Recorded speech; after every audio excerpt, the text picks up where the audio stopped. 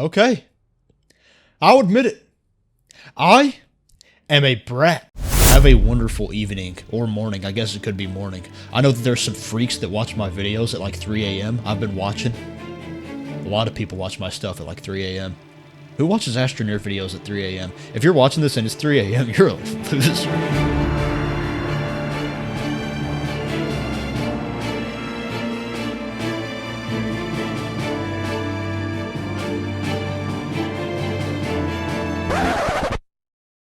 Anyways, yes, in the last episode, we did some quests with this special thing over here so that we could get Bytes, so that we could unlock a small shuttle to go to Glacio, so we could get more Bytes. So, if you haven't seen the last episode, well, don't guess you have to watch that anymore, because I just told you what we did. But yes, I regret to inform you that this one's going to be short and simple, but hopefully filled full of good joy.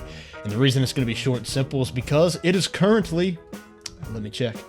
5:32 p.m. Central Time, and I want to upload tonight. So I gotta be quick. I gotta be a fast little guy in order to get this upload out for you to watch. So, yeah. But yes, it is time for me to spill the beans all over the floor. What exactly is it that we're going to be doing in this episode?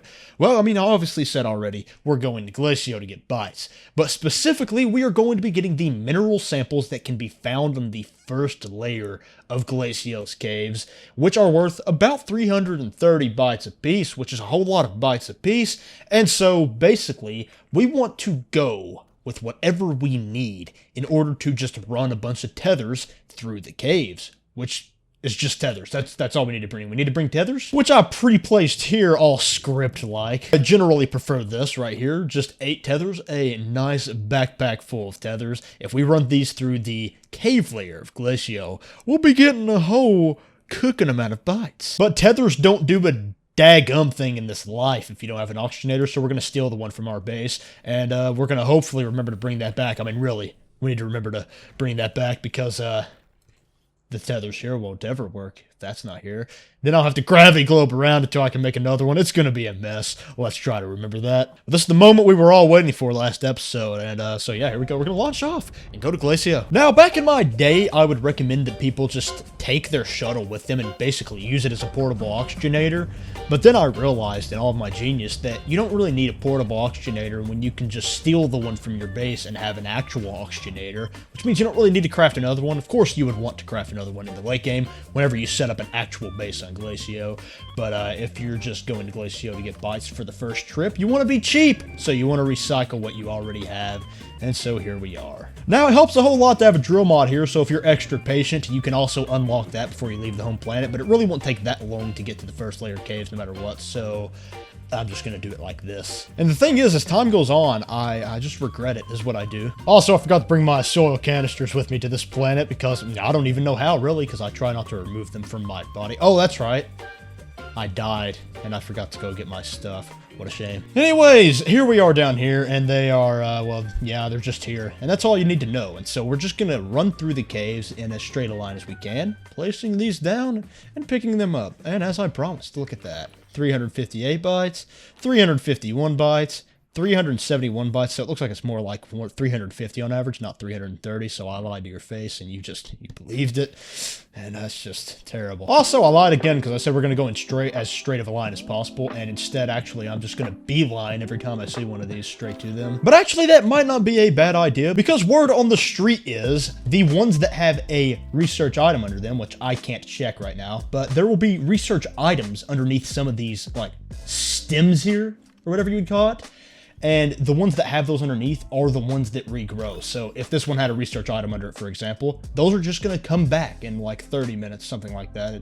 I don't know the exact number, but I know that I've waited roughly 30 minutes before. And then voila, you can come back down here and use the exact same tether line to get more, that scared me. I actually let that scare me. Which is why this is a good strategy, because it's reusable. You can just come back down here with no new tethers ever so often and just get these things again. Last pro tip before I skip to me not being in the caves. This actually is better the straighter of a line you make. You can kind of just make a straight line of tethers and every once in a while look back and forth and then run away from your tethers like this when you see them. But I'm a, what do they call them? Oh yeah, I'm a stupid idiot. So what I do is I just run my tethers to every single one of them that I see. But if you're not autistic, or really even if you are, but you're not to the extent that I am, which is very rare, yeah, just do what I said. Make a straight line and then run away from that line to go to them. But I'm a special little guy, so I'm just gonna, you know, connect the dots here and end up getting less bytes for the same amount of tethers as you could get. Okay, I know I said that that was gonna be the last cut I did before I, went to the surface, but I just saw something really strange over there, and I don't really know what to make of it behind the wall over there. Oh, here we are back at the surface, and I just want to brag about how efficient this is, okay? Because it is very, very efficient, all right? Let me alt-tab real quick, all right?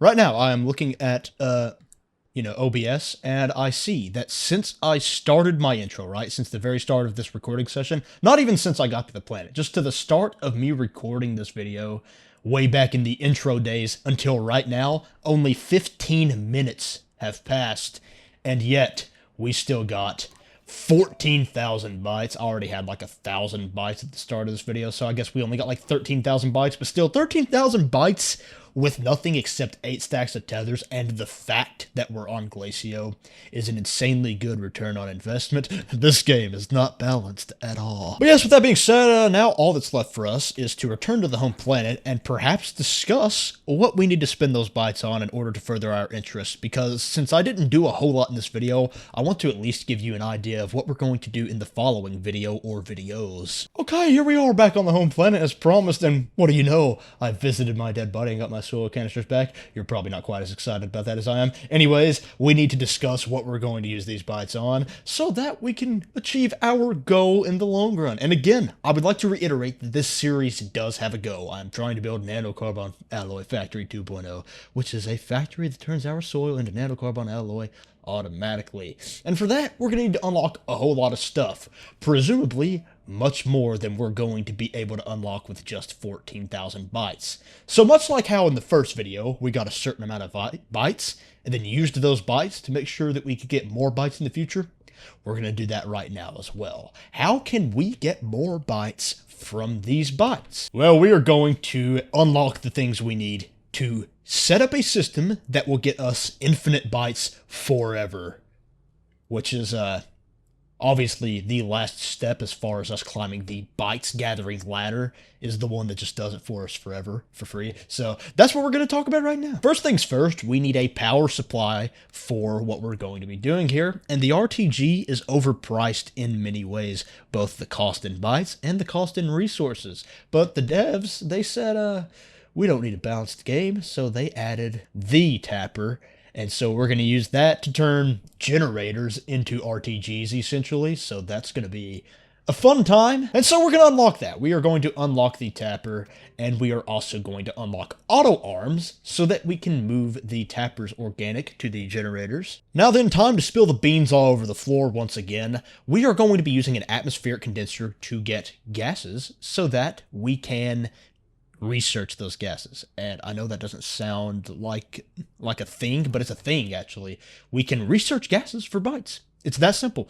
And so what we're going to do is we're going to set this up on Aatrox. We're just going to research methane always, all the time. We're going to have a system that automatically researches methane for us. And so, yes, we need the atmospheric condenser, which takes plastics to craft, which means we also need a chemistry lab. As you can see, this is getting a little annoying very fast. We also need a soil centrifuge, because if we're going to be gathering a bunch of resources, we want to do it with that sometimes. Furthermore, we are going to want a medium generator, which costs 2,000 bytes to unlock, because we don't want to use a bunch of small generators, or we're going to need more tappers, which isn't really worth it when we are already going to have to gather tungsten anyways. We may as well use some of that tungsten on a medium generator. But we don't have to spend the 2,000 bytes here, because as you can see over here, there's a quest that just gives us that recipe if we refine tungsten. So if we make the thing we need to make a medium generator, we can just unlock it for free. Don't really know why you're allowed to do it with bytes, because that's a waste of your time, big style. And I don't think I'm forgetting anything, but well, I'm dense, right? My brain, it's not fully operational. So I might be forgetting a few things, but we have 7,000 bytes left, so probably doesn't really matter if I'm forgetting something. I can review this for the next episode, but that's the general idea. We're going to be using auto arms to move gases from atmospheric condensers to research chambers, and then also organic from tappers to generators to power the atmospheric condenser. Hope that's not confusing, even though it definitely is. But hopefully I can do maybe even all of setting that up in the next video, because hopefully I'll have more time than I had today. But at the very least, I'll try to get something of significance done, because I'm a very honorable man.